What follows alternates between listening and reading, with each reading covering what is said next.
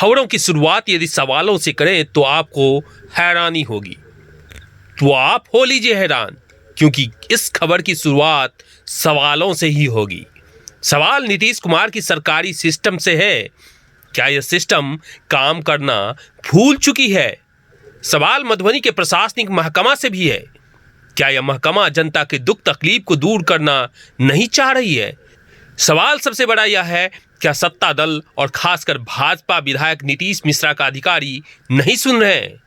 मामला झंझारपुर का है, जहां इस वक्त पूर्व मंत्री नीतीश मिश्रा विधायक हैं। झंझारपुर के विधायक जी जिस काम में हाथ डालते हैं वह काम या तो धीमा हो जाता है या फिर रुक जाता है।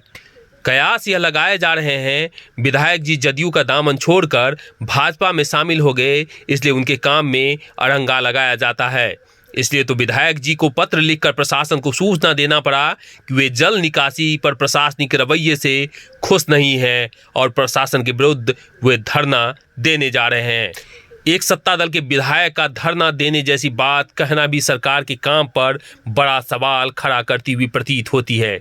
दरअसल बरसात के दिनों में झंझारपुर में भारी जल जमाव की स्थिति उत्पन्न हो जाती है, जिसका निदान के लिए विधायक जी ने कई बार रेल प्रशासन एवं जिला प्रशासन को साथ लेकर बैठक किया, परंतु यह बैठक सिर्फ औपचारिकता बनकर रह गया, समस्या का निदान नहीं हुआ। तो आखिरकार विधायक नीतीश मिश्रा ने प्रशासन को पत्र लिखकर कहा वे झंझारपुर में धरना देने जा रहे हैं, जिसके बाद प्रशासन हरकत में आई और आनन फानन में एक आपातकालीन बैठक बुलाई और फैसला हुआ जल्द ही जल निकासी की समस्या के निदान के लिए कार्य किया जाएगा और सभी आवश्यक निर्देश भी दे दिए गए। बैठक के बाद नीतीश मिश्रा ने क्या कुछ कहा, आइए सुनते हैं। बैठक भी क्या हुई है जल निकासी मामले में? अभी तक नहीं, हमने जो पत्र जिलाधिकारी मधुबनी को हमने भेजा था और उसके बाद जिलाधिकारी ने एक बैठक भी बुला ली और बहुत तुरंत बैठक भी बुलाई और जितने संबंधित पदाधिकारी हैं जिनको इस जल जमाव में कहीं ना कहीं कार्य करने की कहीं ना कोई उनकी भूमिका है, सबों के साथ बैठक हुई और हमको लगता है लगभग 2 घंटे तक बहुत ही विस्तार से क्या क्या इसके समाधान हैं, क्या रास्ते हैं, कैसे इसका स्थायी निदान हो सकता है, उस दिशा में बहुत ही सकारात्मक बैठक हुई है। और आगामी बरसात में कुछ माह शेष है, तो ये प्रयास सबों का है और वही हमने कहा भी है कि कम समय में कैसे इसका समाधान हम लोग कर सकते हैं, उस दिशा में काम करें। और जिलाधिकारी ने सबों की भूमिका भी बांटी, जितने भी पदाधिकारी आए थे या अभियंता आए थे उन सबको उन्होंने जवाबदेही भी दी है और मैंने जिलाधिकारी से आग्रह किया है कि स्वयं इसको वो मॉनिटर करें और वो देख लें कि कम से कम जो एक बहुत बड़ी आबादी इस जल जमाव से परेशान है उनको इस बरसात में हम उनकी को तकलीफ़ ना होने दें। ये हमारा प्रयास है और मुझको ज़रूर उम्मीद है आज की बैठक के बाद कि जल जमाव के स्थायी निदान की दिशा में सकारात्मक कार्रवाई प्रशासन के द्वारा किया जाएगा। आपको धरना देने की बात कहने के बाद जो है प्रशासन सजग हुई है, तो क्या लगता है कि जनरली प्रशासन को भाषा समझ में नहीं आती एक विधायक की भाषा? नहीं, तो देखिए ये हमने ज़रूर कहा भी और मेरे पत्र में भी था कि ये समस्या अमान परिवर्तन का जब कार्य रेलवे द्वारा प्रारंभ किया गया 2016-17 में, उसके बाद से ये होने लगा और 2019 में मेरे ही प्रयास पर उस समय के जिलाधिकारी कपिल शीर्षद जी ने बैठक भी बुलाई थी और एक कार्य योजना बनी थी जिस पे कार्य हुआ भी। रेलवे को जो कार्य करना था रेलवे ने किया और शेष कार्य को स्थानीय प्रशासन को करना था। इसमें कहने में मुझे कहीं कोई कठिनाई नहीं है कि जो स्थानीय प्रशासन को इस दिशा में उनकी जो जवाबदेही थी वो नहीं कर पाए और मेरे बहुत बार पत्राचार करने के बाद भी जो हम उनसे उम्मीद रख रहे थे उस दिशा में कार्रवाई उन्होंने नहीं की। लेकिन मुझे आज प्रसन्नता है कि हमने जब ज़रूर ये निर्णय लिया कि अगर प्रशासन नहीं कुछ करती है तो मैं धरने पर बैठूंगा और मेरे धरने का उद्देश्य प्रशासन का ध्यान आकृष्ट करने के लिए था और जिलाधिकारी ने संज्ञान लिया भी और मुझको ज़रूर विश्वास है कि भले कुछ समय इसमें लगा है लेकिन आने वाले समय में झंझारपुर RS क्षेत्र का जो जल जमाव की जो समस्या है उसका समाधान ढूंढने में प्रशासन जरूर सफल होगा। ये भी सवाल काफ़ी उठते रहे हैं कि भाजपा में है इसलिए ज़्यादा सुनते नहीं है आपका प्रशासन। नहीं, ऐसा हम नहीं मानते हैं कि पार्टी में है या भाजपा में, उससे इसका नहीं है। लेकिन हाँ ज़रूर है, इतना मुझको लगता है कि देखिए मैं मानता हूँ कि एक जनप्रतिनिधि की भूमिका या जो पदाधिकारी हैं उनकी भूमिका स्पष्ट है।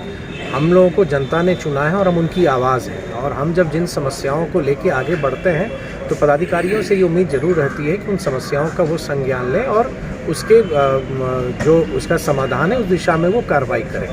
तो ज़रूर ये है कि कहीं ना कहीं मुझको लगा कि प्रशासन से कुछ कमी हो रही है, तो इसलिए मैंने धरना पर बैठने का निर्णय लिया था।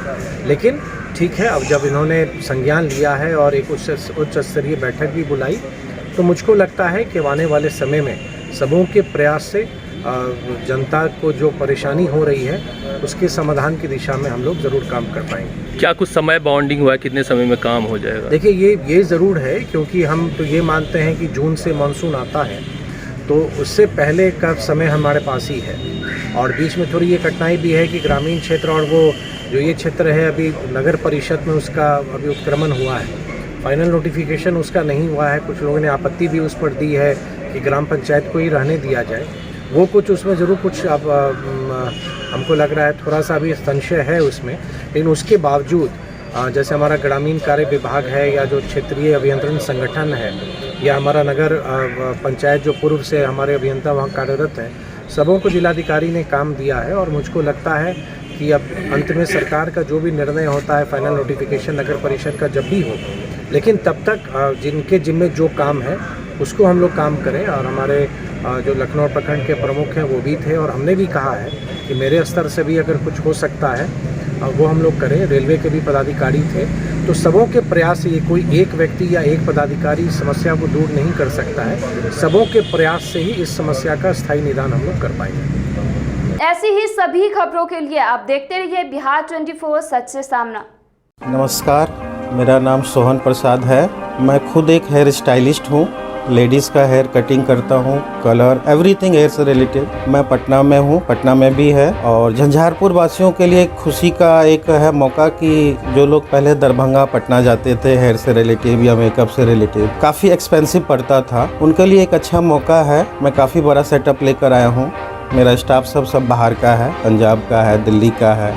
अब प्रोफेशनल काम हम लोग करते हैं बहुत ही रिजनेबल प्राइस में। प्लस हम लोग जो है होम सर्विस भी करते हैं, मेहंदी से लेके मेकअप से लेके एवरीथिंग। मेकअप में हम लोगों के पास एयर ब्रश मेकअप है, HD मेकअप है, काफ़ी अच्छा है। और हेयर से रिलेटिव हम लोग सिर्फ और सिर्फ ब्रांडेड यूज़ करते हैं, जैसे कि लॉरियल है, सर्चकॉफ है। लोकल प्रोडक्ट मैं यूज़ नहीं करता हूँ, सब ब्रांडेड प्रोडक्ट यूज़ करता हूँ, और बहुत ही रिजनेबल प्राइस में, जो कि नॉर्मल जगह पे रेट रहता है। तो मैं यही कहना चाहूँगा कि एक बार सर्विस का मौका दें, डेफिनेटली आपको 100% सेटिस्फेक्शन मिलेगा। मेरे सैलून का नाम है the look salon and spa, near Soni talkies, Jhanjharpur RS।